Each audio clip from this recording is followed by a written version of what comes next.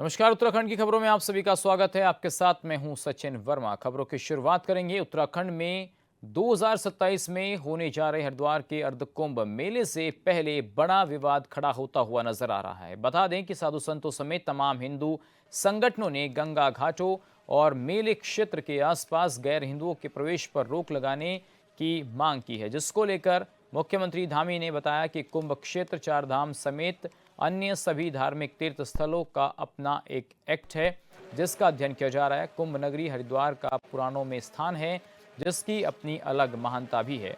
उस स्थान की महानता बनी रहे, इसलिए हितधारकों से सुझाव भी लिए जा रहे हैं।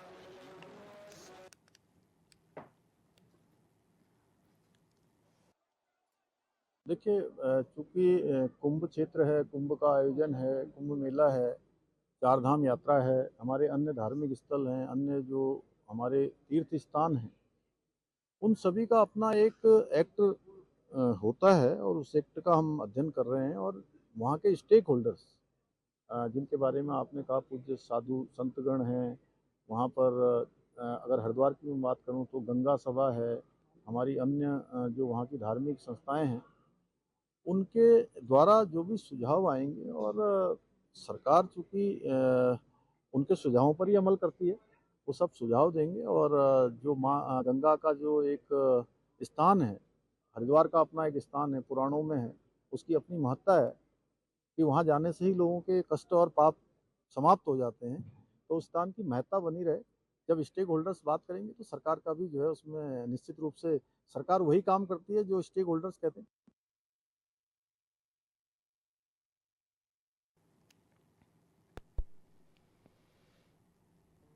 उत्तराखंड में इन दिनों शीतकालीन चारधाम यात्रा जारी है, जहां तीर्थयात्री शीतकालीन प्रवास स्थलों पर पूजा अर्चना कर रहे हैं। तो वहीं 2026 के अप्रैल मई महीने में चारधाम के कपाट खुलने के साथ ही मुख्य यात्रा शुरू होगी, जिसे लेकर सरकार और प्रशासन तैयारियों में जुटे हैं। कैबिनेट मंत्री सौरभ बहुगुणा ने कहा कि चारधाम यात्रा में देश विदेश से श्रद्धालु आते हैं, इसलिए उनकी सुविधाओं पर विशेष ध्यान दिया जा रहा है। उन्होंने बताया कि पिछले वर्ष विपरीत परिस्थितियों के बावजूद यात्रा सफल रही।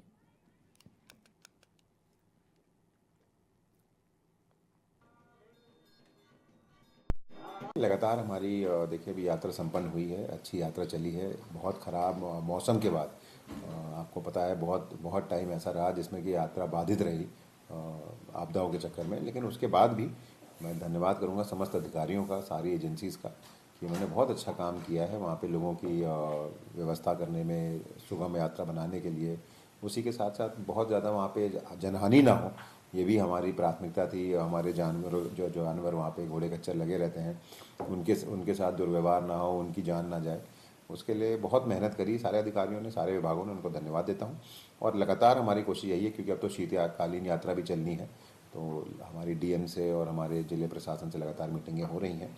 और उम्मीद यही है कि जो आने वाली यात्रा होगी वो और अच्छी होगी और भव्य होगी। और मैं आपके चैनल के माध्यम से जितने भी श्रद्धालु पूरे विश्व के हैं, क्योंकि अब केदारनाथ धाम और हमारा यमुनोत्री, गंगोत्री और हमारा बद्रीनाथ धाम जो है, वो सिर्फ भारत के श्रद्धालु नहीं, पूरे विश्व से श्रद्धालु वहाँ आ रहे हैं। मैं उनको विश्वास दिला रहा हूँ कि जो भी यात्रा अब आएगी वो और सुगम होगी। प्रदेश की कथित जनविरोधी नीतियों को लेकर कांग्रेस लगातार सत्ताधारी बीजेपी पर हमलावर है। साथ ही मनरेगा, राज्य में बिगड़ती कानून व्यवस्था, बेरोजगारी, भ्रष्टाचार समेत अन्य मुद्दों को लेकर जनता के बीच जाने की तैयारी कर रही है। कांग्रेस के इन आरोपों पर पलटवार करते हुए बीजेपी प्रवक्ता नवीन ठाकुर ने कहा कि कांग्रेस केवल दिखावे की राजनीति करती है और उसके पास कोई ठोस मुद्दा नहीं है, इसलिए वो जनता को गुमराह करने का प्रयास कर रही है। उन्होंने कहा कि प्रदेश की जनता का भरोसा आज भी भारतीय जनता पार्टी के साथ है और सरकार लगातार जनहित में काम कर रही है। वहीं नवीन ठाकुर ने बताया कि सरकार की ओर से शुरू किया गया जन जन की सरकार, जन जन के द्वार कार्यक्रम इसी दिशा में एक अहम कदम है। कांग्रेस कहीं से कहीं तक दौड़ में नहीं है। अब चुनाव नजदीक आ गए हैं तो कांग्रेस को इस प्रकार की जो है ये दिखावे वाली राजनीति करनी है, जबकि भारतीय जनता पार्टी लगातार 5 वर्षों तक जनता की सेवा में तत्पर है। हमारी सरकार और संगठन लगातार जनहित के कार्य कर रहे हैं। आप देखिए इस वक्त प्रदेश में जन जन की सरकार और जन जन के द्वार कितना शानदार कार्यक्रम चल रहा है। प्रत्येक जन तक जो है हमारी सरकार पहुंच रही है। 23 विभाग मौके पर जाकर, प्रत्येक न्याय पंचायत पर जाकर जो है आम जनता की समस्याओं का समाधान कर रहे हैं। तो इससे बढ़िया काम क्या होगा। और जनता समझ चुकी है कांग्रेस केवल और केवल सत्ता के लिए दिखावा करती है और भारतीय जनता पार्टी जनहित के कार्य करती है लगातार। यूकेडी के केंद्रीय अध्यक्ष सुरेश कुकरेती और प्रदेश कार्यकारी अध्यक्ष कुंदन सिंह बिष्ट चंपावत जिले के लोहाघाट पहुंचे, जहां यूकेडी केंद्रीय अध्यक्ष कुकरेती का फूल मालाओं के साथ जोरदार स्वागत किया गया। इस दौरान उन्होंने बीजेपी और कांग्रेस पर जमकर निशाना साधा। उन्होंने कहा कि दोनों पार्टियां हैं जिन्होंने उत्तराखंड राज्य निर्माण का विरोध किया था। यूकेडी और उत्तराखंड की जनता के आंदोलन से उत्तराखंड राज्य का निर्माण किया गया था। बीजेपी और कांग्रेस सरकार ने बारी बारी से उत्तराखंड को माफियाओं का प्रदेश बना डाला। उत्तराखंड का बेरोजगार युवा बाहरी प्रदेशों में रोजगार की तलाश में भटक रहा है। सभी केंद्रीय कार्यकारिणी का और क्षेत्रीय तो एक अच्छा संकेत है उत्तराखंड क्रांति दल के लिए, तो जो है वो नहीं कहूँगा, इस राज्य के लिए ये बहुत अच्छा संकेत है कि जनता स्वतः ही जो है सड़कों पे आ रही है उत्तराखंड क्रांति दल के। उनका सीधा ये कहना है, कई लोगों के हमने आम जो जनता है उनके विचारों को जाना हम लोगों ने। उन्होंने कहा कि राज्य बनने के बाद जो हमारी सोच थी, जो हमारी मंशा थी, कहीं न कहीं भी वो हमें नजर नहीं आई। तो कहीं ना कहीं जनता जो है ये सोचने के लिए बाध्य हो गया कि हमने क्या खोया है और क्या पाया है। वो आत्ममंथन कर रही है। तो कई लोगों से, हमारे जो बुद्धिजीवी वर्ग हैं, तमाम लोगों से हमारा बात हुई है। उन्होंने कहा जी हमने खोया ही खोया है, इस राज्य में पाया कुछ नहीं से उठ के आ गए। हरिद्वार के बैरागी कैंप में सालों से हुए अतिक्रमण को जब नगर निगम नहीं हटा पाया तो जिलाधिकारी मयूर दीक्षित ने खुद मौके पर पहुंचकर सफाई अभियान की कमान संभाली। निरीक्षण के दौरान बैरागी कैंप की मुख्य सड़क के दोनों ओर अवैध रूप से बने अतिक्रमण को लेकर डीएम ने संबंधित विभागों को अहम दिशा निर्देश दिए और जल्द से जल्द अतिक्रमण हटाने की बात कही। हमने जो शहरी क्षेत्र है उसमें विभिन्न एरियाज का निरीक्षण किया था और इसमें जैसे ऋषिकुल पुल है उसके आसपास कई जगह अतिक्रमण पाया गया था, उसको हटाने की कार्रवाई कर रहे हैं। साथ ही बैरागी कैंप की जो आने वाली सड़क है उसमें दोनों तरफ में कई जगह अतिक्रमण पहले भी चिन्हित किया गया था और इसमें सिंचाई विभाग और नगर निगम को डायरेक्शन दिए गए हैं कि आज शाम तक समस्त अतिक्रमण को हटा दिया जाए। और कई जगह सफाई व्यवस्था भी सुचारू नहीं पाई गई, कचरा आदि दिखाई दिया गया है, उस पर भी सख्त कार्रवाई करने के लिए बताया गया है सभी टीम्स को। और टीम सभी लगातार हमारी काम कर रही है। अगले 2 दिन में इस पूरे एरिया को हम लोग और साफ और बेहतर करेंगे। तो देखा आपने किस तरीके से यहाँ पर जिलाधिकारी मयूर दीक्षित खुद सड़कों पर उतरे साफ सफाई के लिए। चलिए सीधा रुख कर लेते हैं हरिद्वार का। हमारे सहयोगी प्रवेश हमारे साथ जुड़ गए हैं। प्रवेश, जिस तरीके से खुद जिलाधिकारी ने कमान संभाली है तो स्थिति कितनी विकट हो सकती है साफ सफाई को लेकर, ये कार्यशैली पर सवाल उठ रहे हैं।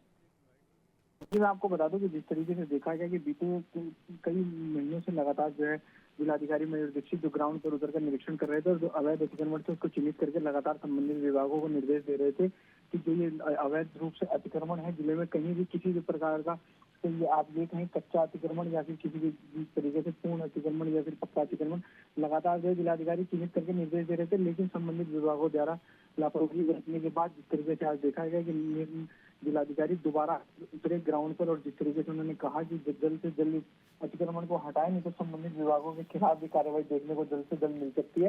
जिस तरीके से देखा गया कि सिंचाई विभाग के कुछ अधिकारियों को जिस तरीके से देखा गया कि सिंचाई विभाग के कुछ अधिकारियों को जिलाधिकारी मयूर दीक्षित ने डांट फटकार भी लगाई और साफ तौर से कहा कि जल्द से जल्द इस अतिक्रमण को हटाएं। देखना होगा कि जो अवैध अतिक्रमण है ये जिलाधिकारी के डांट फटकार निर्देशन के बाद भी ये आगे आने वाले 2 दिनों में हट पाएगा या इसी तरीके से पूर्णतः फिर से बरकरार रहेगा। प्रवेश, हम लगातार देखते हैं सरकार समय समय पर अतिक्रमण को लेकर अभियान चलाती है, लेकिन बावजूद इसके कुछ समय बाद फिर चीज़ें जैसी थी वैसी ही हो जाती हैं।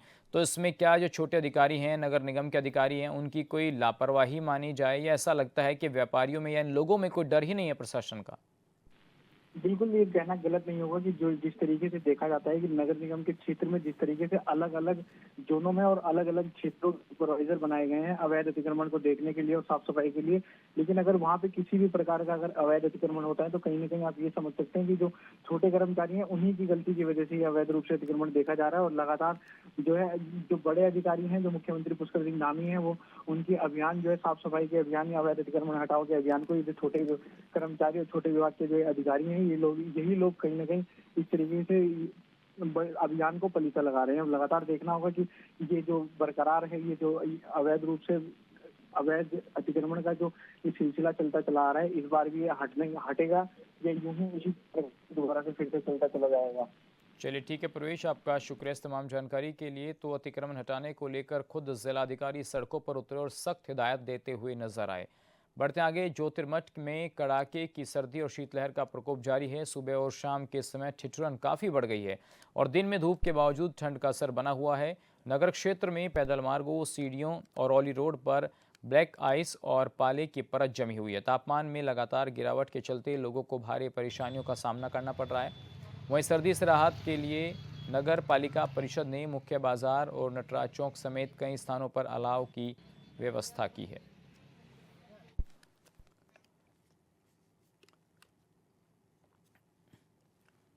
और चलिए सीधा रुख कर लेते हैं, संजय कुंवर हमारे सहयोगी हमारे साथ जुड़ गए हैं। संजय, जिस तरीके से ठंड का प्रकोप बढ़ रहा है, प्रशासन की क्या व्यवस्थाएं नजर आ रही हैं वहां पर? देखिए, ठंड का प्रकोप जो है सीमांत क्षेत्र ज्योतिर्मठ में जो है लगातार बढ़ता जा रहा है। पिछले 48 घंटों से अगर देखा तो तापमान गिरावट आ रही है, खासकर सूर्योदय से सूर्यास्त के बाद जो है माइनस से नीचे तापमान चला जा रहा है। आलम यह है कि जो नगर क्षेत्र के पगडंडियां हैं, जो आसपास के पैदल मार्ग हैं, उसमें पर पाले की परत जमी हुई है, जिसके चलते जो राहगीर हैं, जो लोग सुबह जो निजी सामान लेने के लिए, दूध देने के लिए जो मार्केट आते हैं गांव में, जो आवाजाही करते हैं, उन्हें काफी दिक्कत हो रही है। हालांकि नगर क्षेत्र के जो मुख्य चौराहे हैं, किराए हैं, आसपास के बाजार के जो शोभा नर्सरी हैं, वहाँ पे जो है अलाव की व्यवस्था की गई है, ताकि जो शीतलहर चल रही है उससे थोड़ा सा लोगों को निजात मिले। लेकिन ये जो है नाकाफी साबित हो रहा है, क्योंकि सर्द हवाएं और शीतलहर जो है, क्योंकि बर्फबारी अभी नहीं हो रही है, तो कड़ाके की शीतलहर जो है पूरे क्षेत्र को अपने आगोश में लिए हुए है। और आज भी जो है सुबह से बिल्कुल बादलों का डेरा जो है जमाया हुआ है आसमान में। हालांकि बर्फबारी की उम्मीद जो है अभी मौसम विभाग ने भी 20 तारीख के बाद ही मौसम के जो है बदलाव होने की संभावना बताई है, जिसके चलते क्षेत्र जो है पूरी तरह कड़ाके की सर्दी की चपेट में है। जी तो संजय, जिस तरीके से आप मौसम विभाग की बात कर रहे हैं, तो लग नहीं रहा है कि आने वाले दिनों में लोगों को कुछ राहत मिलेगी। हालांकि आप बता रहे हैं कि नहीं, प्रशासन की जो व्यवस्थाएं हैं वो नाकाफ़ी हैं, लेकिन जो लोग हैं, जो आम जनजीवन है, क्या वो 20 तारीख के बाद ही पटरी पर लौटता हुआ नजर आएगा, या अभी स्थिति जो है ये, और जैसा कि अभी आप कह रहे हैं कि बर्फ गिरने की संभावनाएं 20 के बाद हैं? देखिए, अमूमन पिछले वर्ष की बात की जाए तो पिछले वर्ष भी 29-28 जनवरी के में ही जो है हिमपात, दूसरा हिमपात जो हुआ था। और इस बार भी उम्मीद लगाई जा रही कि बसंत पंचमी के आसपास जो है इस बार जो सीजन की पहली बर्फबारी नगर में होगी। इसको देखते हुए लोग जो है अपने जो जरूरी जो सामान होते हैं उनका जो है भंडारण कर रहे हैं, और अन्य चीज़ों की जरूरतमंद की चीज़ जो दूरस्थ क्षेत्रों के लोग हैं वो अपना ये जो भी सामान है उसको एकत्र कर रहे हैं, ताकि बर्फबारी के बाद कुछ दिनों तक मार्ग अवरुद्ध रहेगा और रास्ते अवरुद्ध रहेंगे। तो अभी ये तैयारियां चल रही है, लेकिन 20 जनवरी के बाद ही जो है इस तरह के मौसम में बदलाव बताया जा रहा है। फिलहाल जो है पूरा क्षेत्र शीतलहर और सर्दी की चपेट में है। जी चलिए संजय कुंवर, आपका बहुत शुक्रिया इस तमाम जानकारी के लिए।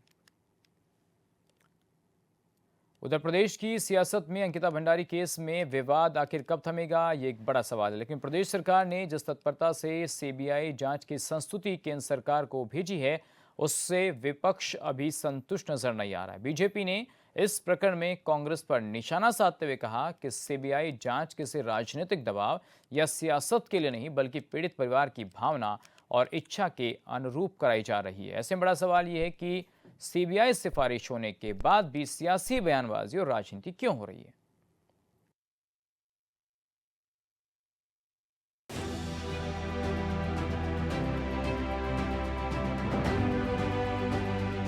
प्रदेश की सियासत में अंकिता भंडारी प्रकरण में भले ही राज्य सरकार ने सीबीआई जांच की सिफारिश की हो, लेकिन विपक्ष अब भी इस बात पर अड़ा है कि सिर्फ सीबीआई जांच से काम नहीं चलेगा। यदि जांच हो तो सुप्रीम कोर्ट और हाई कोर्ट के जज की निगरानी में होनी चाहिए। हाल ही में अंकिता भंडारी प्रकरण में न्याय को लेकर कांग्रेस समेत विपक्षी दल और सामाजिक संगठनों ने बंद का आह्वान किया था, लेकिन उससे पहले ही राज्य सरकार ने सीबीआई जांच की सिफारिश कर दी। लेकिन फिर भी प्रदेश में बंद बुलाया गया, जिसका प्रदेश की सियासत में मिला जुला असर देखने को मिला। पहाड़ी इलाकों में जहां व्यापारियों का समर्थन मिला, तो वहीं राजधानी देहरादून में कोई खास असर नहीं देखा गया। बीजेपी अंकिता भंडारी प्रकरण में सीबीआई जांच प्रक्रिया पर पूर्ण भरोसा जता रही है और बेटी को न्याय दिलाने के लिए इसे एक बड़ा कदम मान रही है। बीजेपी का मानना है कि सरकार का उद्देश्य शुरू से ही पारदर्शी और निष्पक्ष न्याय सुनिश्चित करना रहा है। बीजेपी ने कांग्रेस पर इस संवेदनशील मुद्दे का राजनीतिकरण करने का आरोप लगाया। भाजपा नेताओं का कहना है कि विपक्ष जनता को गुमराह करने और अपनी राजनीतिक जमीन बचाने के लिए इस मामले को तूल दे रहा है। जिस तरह से कांग्रेस राजनीति कर रही है, ये राजनीति का इशू नहीं है। माननीय मुख्यमंत्री जी ने उनके माता पिता से बातचीत करते हुए और जो अंकिता जी के माता पिता जी ने कहा, उसी के आधार पे सीबीआई जांच के आदेश दिए हैं। किंतु कांग्रेस इसमें राजनीति कर रही है, कभी कुछ बोल रही है, कभी कुछ बोल रही है। और देखिए, मुझे लगता है कि चुनाव साल है और इस तरह से अपने आप को जिंदा रखने के लिए कोई मुद्दा नहीं है उनके पास। मुद्दा विहीन है इस समय कांग्रेस, इसलिए इसी को मुद्दा बना करके वो इस तरह की बातचीत कर रही है। दुर्भाग्यपूर्ण बात है, ये उत्तराखंड देवभूमि है, यहाँ पे साक्षात देवी देवता अवतरित होते हैं और जिस तरह से भी कुछ लोगों ने उस समय देवी देवताओं पर भी प्रश्न चिन्ह पैदा किए हैं, ये चिंताजनक है, दुखद है और इस तरह की राजनीति शोभा नहीं देती है। और इसलिए उत्तराखंड हमारा जहाँ पे माँ यमुना, माँ गंगा, भगवान केदारनाथ, भगवान बद्री विशाल, हेमकुंड साहिब यहाँ पर स्थित है और ऐसी स्थिति में अगर हम इस उत्तराखंड को लेकर के ऐसी कुछ घृणित बातें करें जो अति संवेदनशील है, जिसको हम बोल भी नहीं सकते, इस प्रकार की बात अगर आती है तो ये निंदनीय है। और मुझे ऐसी राजनीति, ऐसे लोगों को ही मुबारक हो कि जो इस तरह की घटिया किस्म की बात करते हैं। बीजेपी अंकिता भंडारी केस में की गई सीबीआई जांच को उत्तराखंड की बेटी को न्याय दिलाने की दिशा में भले ही बड़ा कदम मान रही हो, लेकिन कांग्रेस अब भी इसे देर से उठाया गया कदम बता रही है। कांग्रेस का ये भी मानना है कि ये जांच 6 महीने के अंदर पूरी हो जानी चाहिए। साथ ही कांग्रेस की सबसे बड़ी मांग ये है कि मुख्यमंत्री द्वारा जो सिफारिश की गई है वो जांच सुप्रीम कोर्ट के सिटिंग जज की निगरानी में होनी चाहिए, जिसका सरकार ने कहीं जिक्र नहीं किया है। कांग्रेस ने कहा है कि बिना न्यायिक निगरानी के सीबीआई जांच केवल मामले को उलझाने की कोशिश हो सकती है।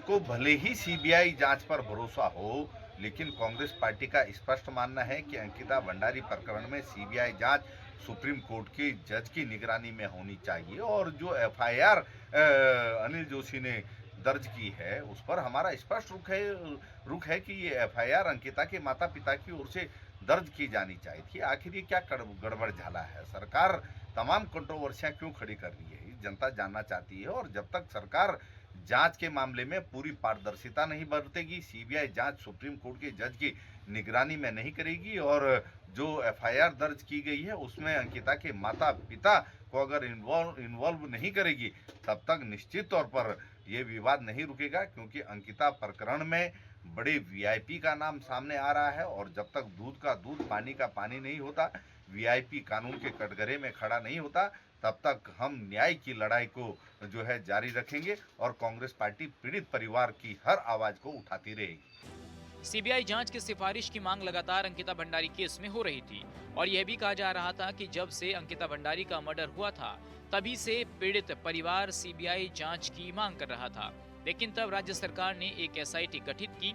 उसकी रिपोर्ट के अनुसार कोर्ट ने 3 लोगों को आजीवन कारावास की सजा सुनाई थी। लेकिन एक बार फिर उत्तराखंड की सियासत में उस वक्त गर्मा गर्मी हो गई जब एक्ट्रेस उर्मिला सनवर ने अपने पति पूर्व विधायक सुरेश राठौर से बातचीत का ऑडियो वायरल कर दिया, जिसमें एक बार फिर प्रदेश में वीआईपी का जिन बाहर आ गया और विपक्ष ने इस मुद्दे को हाथों हाथ लेते हुए सत्ता पक्ष पर जमकर वार किया और अंकिता भंडारी को न्याय देने की मांग को तेज कर दिया। तो इसी बीच मुख्यमंत्री पुष्कर सिंह धामी ने अंकिता के माता पिता से मुलाकात की और ये भरोसा दिलाया कि उनकी बेटी को हर कीमत पर न्याय दिलाने का काम उनकी सरकार करेगी। मुख्यमंत्री पुष्कर सिंह धामी ने प्रेस कॉन्फ्रेंस के कुछ ही समय बाद केंद्र सरकार को सीबीआई जांच करने की सिफारिश कर दी। इसके बाद प्रदेश के माहौल में एक सकारात्मकता देखी गई, जिससे ये विश्वास पैदा हुआ कि अब अंकिता भंडारी केस में जिस वीआईपी का नाम आ रहा है, सीबीआई इसकी पड़ताल करेगी तो उसका खुलासा भी जल्द होगा। लेकिन देश की बड़ी जांच एजेंसियों पर विपक्ष के सवाल एक बार फिर क्यों हैं? क्या प्रदेश की भावनाओं को ठेस पहुंचा रहे हैं? या फिर जो मांग विपक्ष कर रहा है उस पर केंद्र सरकार जरूर विचार करेगी। लेकिन सवाल ये भी है कि ऐसे संवेदनशील मुद्दों पर क्या राजनीति होनी चाहिए। Bureau report, HNN news.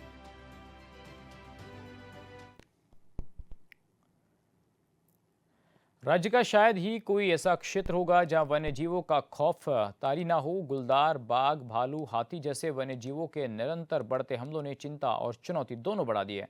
हालांकि मानव वन्य जीव संघर्ष की रोकथाम के लिए तमाम कदम उठाए गए हैं, लेकिन वन्य जीवों के हमले थमने का नाम नहीं ले रहे हैं। सरकार ने इसी क्रम में एक और बड़ा फैसला लेने के लिए एक बड़ा कदम उठाया, जिस पर जल्द ही शासनादेश जारी होने की उम्मीद है। देखिए रिपोर्ट। देवभूमि उत्तराखंड में मानव वन्यजीव संघर्ष लगातार बढ़ता जा रहा है, खासकर पहाड़ी और तराई क्षेत्रों में जहां बाघ, गुलदार, भालू, हाथी और लंगूर से ग्रामीणों के बीच अक्सर टकराव की घटनाएं सामने आ रही हैं। तो 2025 में अब तक दर्ज किए गए आंकड़ों के अनुसार सिर्फ भालू के हमलों से कई लोगों की जानें गई हैं। तो ना जाने कई मवेशियों को तो जंगली जानवरों ने अपना निवाला बना लिया और इससे स्थानीय लोग दहशत के माहौल में जीने को मजबूर हैं। इस ओर कदम बढ़ाते हुए मुख्यमंत्री पुष्कर सिंह धामी ने एक अहम फैसला लिया है कि वन्य जीवों के हमले में घायल व्यक्तियों के उपचार में 15 लाख रुपए तक का खर्च राज्य सरकार उठाएगी। इसमें 5 लाख रुपए तक का उपचार अटल आयुष्मान कार्ड से होगा, जबकि बाकी 10 लाख रुपए तक की अतिरिक्त मदद सरकार करेगी। सीएम धामी की घोषणा के क्रम में इससे संबंधित प्रस्ताव पर वित्त विभाग से राय ली गई है और कहा जा रहा है कि शीघ्र ही इसका शासनादेश जारी होगा। इस बीच शासन ने सभी जिलों के जिलाधिकारी को निर्देशित किया है कि यदि कोई ऐसी स्थिति आती है तो घायलों के समुचित उपचार की व्यवस्था सुनिश्चित की जाए। सरकार के एक तरफ फैसले से मानव वन्यजीव संघर्ष में मौत होने पर सरकार मृतक के आश्रितों को 10 लाख रुपए तक का मुआवजा दे रही है, तो इससे पहले 6 लाख रुपए तक का मुआवजा दिया जाता था।